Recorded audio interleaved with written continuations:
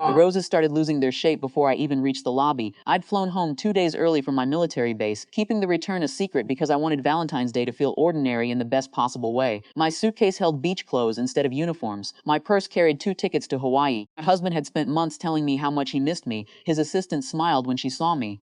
I don't think he knows you're here. That's the idea. Music drifted from the ballroom upstairs. Someone had hung paper hearts from the ceiling, and every table shimmered beneath soft lights. I assumed the company was hosting another employee appreciation dinner.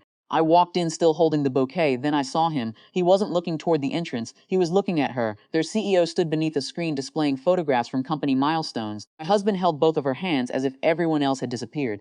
He kissed her gently before reaching into his jacket. The diamond caught the light long before anyone understood what it was.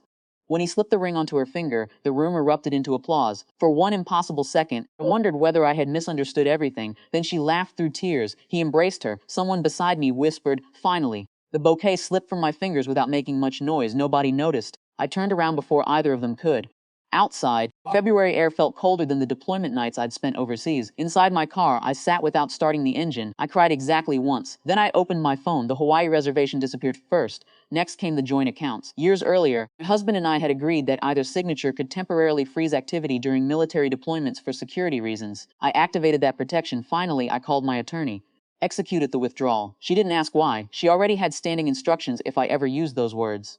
My 42% ownership in the company had never been symbolic. I'd invested before enlistment, helping finance the business during its uncertain first years. While my husband became its public face, I stayed largely invisible because military regulations and constant relocations made public involvement impractical. Withdrawal wouldn't destroy the company, but it would immediately suspend an acquisition worth hundreds of millions until ownership questions were resolved. Legal, predictable, entirely within my rights. By the time I reached my driveway, my phone had already begun vibrating, missed call after missed call. My husband. Unknown numbers, barred members, executives, friends who suddenly remembered I existed. 187 missed calls accumulated in less than half an hour.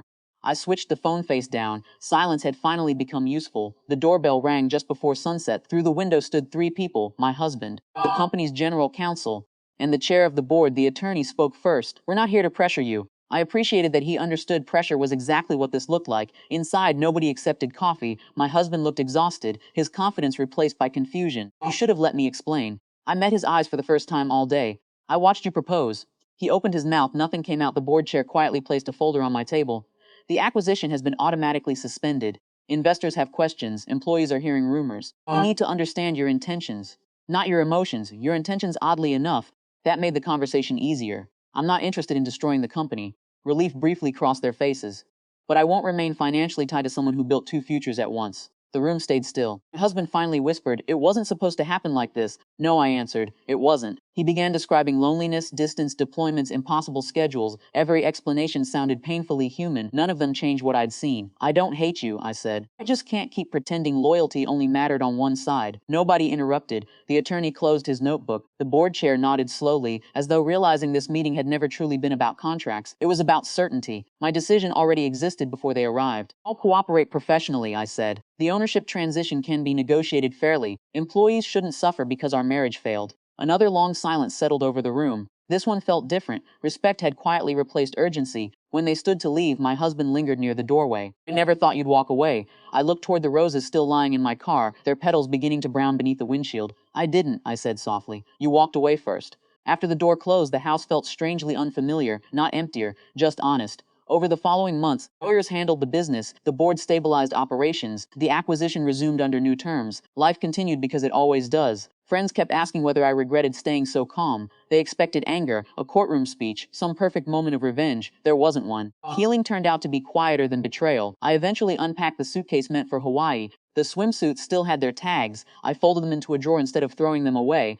Not because I was waiting for him, because one day I'd still take that trip. Just with someone whose promises didn't disappear. The moment applause became louder than commitment.